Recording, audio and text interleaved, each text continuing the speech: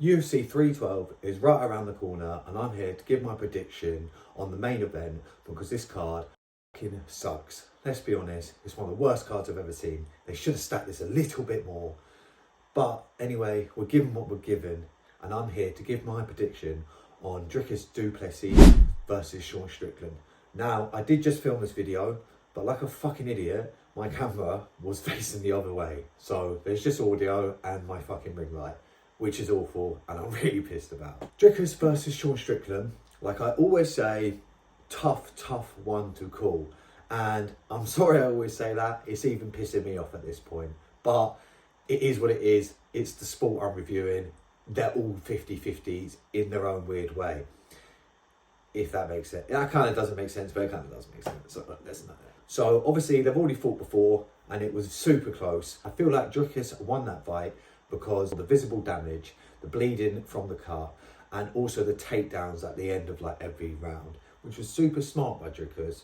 But I thought Sean Strickland won that fight. I did on the night, I rewatched it, I thought he just edged it, just for activity. A lot of these strikes that you think are landing on Strickland are not. They are technically landing, but the way he can just turn out the way, it takes all the sting out on it, and it's basically not a punch. Sean Strickland fought Paulo Costa in his last fight, and it was a really good performance by Strickland. He battered him from the first bell to the last bell, and it was great. But it's Paulo Costa. I don't rate Paulo Costa pre-Israel Adesanya fight.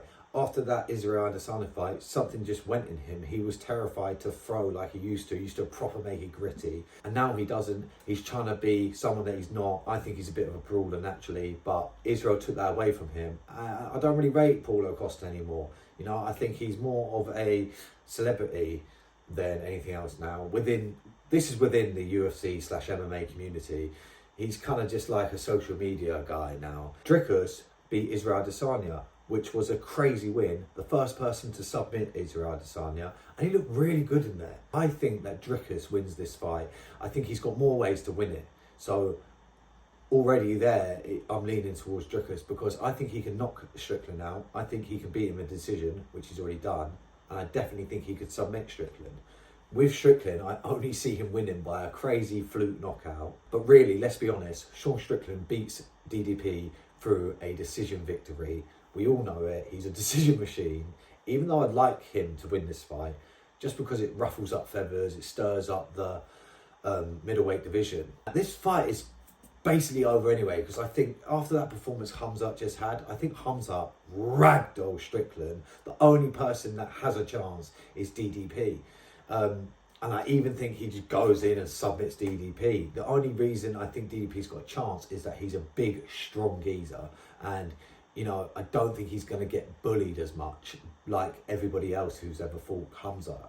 You know, minus Gilbert Burns, but who saw that coming? I could definitely see DDP subbing him, taking him down, and that's where I see this fight going, if I'm honest. I think DDP using his clinch, his size, and just aura almost against Strickland. Strickland, if you let him get into a flow state, it's going to be a long night for you. It's going to be a super long night.